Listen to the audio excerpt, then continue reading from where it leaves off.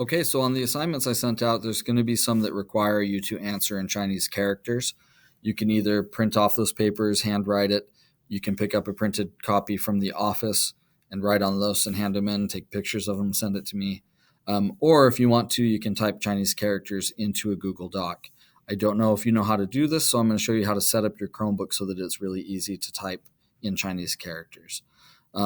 First thing we're going to want to do is go down here to where your clock is. Hit that and then go to the settings gear. It'll take a second to load. What we're looking for is on the left-hand side, there's advanced. Language and input is an advanced setting, so you'll need to go there. Now, a couple things to check out. Your Chromebook might have a couple other languages loaded onto it, and if you don't use those, you should probably just get rid of them. But let's go into languages and input. First thing we're going to do is we're going to add it to languages. Now, you don't want to change your whole Chromebook into Chinese on accident, because that's going to make everything show in Chinese characters. It's going to be hard to change back, so don't do that. So if it says something like system text is shown in this language, leave that on English. Now, otherwise, go to Add Languages, scroll down, and you'll see more than one Chinese option. All you're really going to need is Chinese Simplified. Don't want to do just Chinese because that will have traditional and simplified, and that makes it more complicated for you. Just do simplified Chinese. That's all you need.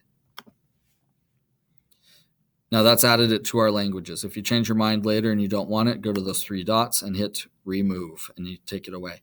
If you do have extra like international English or just plain English, you can remove those too. All you really need is the English United States. Some countries set their keyboards up a little bit differently, and that's why those options are there, but you don't need them. Now down here for input method, this is how you choose how you're going to put the Chinese into your computer. So you click on that, you scroll down, there's a Chinese section. We're just going to click Pinyin input method. Wubi input method is for like typing with stroke order and some using pencils and stuff to input. We're not doing that. We're just doing Pinyin input method. Okay, scroll back up, use the back arrow. So now you should see English United States, Chinese simplified for languages, and then down here below you should have input methods, your US keyboard, and your Pinyin input. Okay, and that's probably all you're going to need there. I'm going to minimize the settings and show you how this works in a doc. So the way you switch between languages is look down next to your clock. If it hides, you got to put the cursor on it so you can see. Hold down Control. Keep holding that down. Hit Shift and hold that down as well. So you're holding down Control and Shift, and then hit space. You see how that changed from US to a Chinese character? That's the character Pin, as in Pinyin. That means we're on Pinyin input. To shift back to US keyboard, you're going to hold Control, hold Shift, and then hit space again.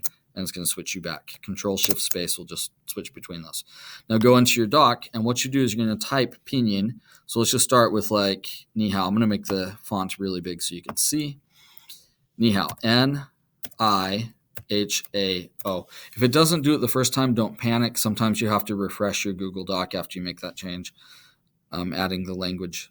So now what do? It's highlighting the characters for Ni Hao, so I can just hit space and it'll give me those characters. There are number options. I could hit 1. You could type something and it might want a different character than what you're looking for. See how Wang Peng? There's a couple of different Wang Pengs. Maybe you know for sure it's 3. Well, you can hit 3 and it'll just give you the first character. Now look at all these different Pengs you can choose from. I'm going to hit 5 and get the right Wang Peng.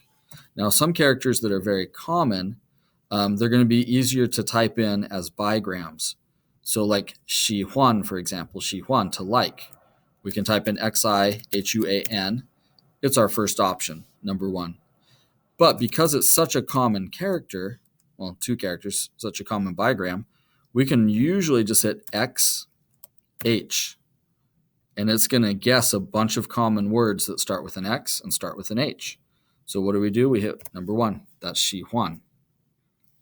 Otherwise, your keyboard will work exactly like it does. When you're using any other language, the periods are a little different, the commas are a little different, and that's intentional. So when you're done typing, just remember, hit Control, Shift, Space. It'll switch you back to US. You'll see it down there by the clock. That's all you need to do. Once you've got it set up, you might be able to switch up there as well. Anyway, good luck. Email me if you have any questions.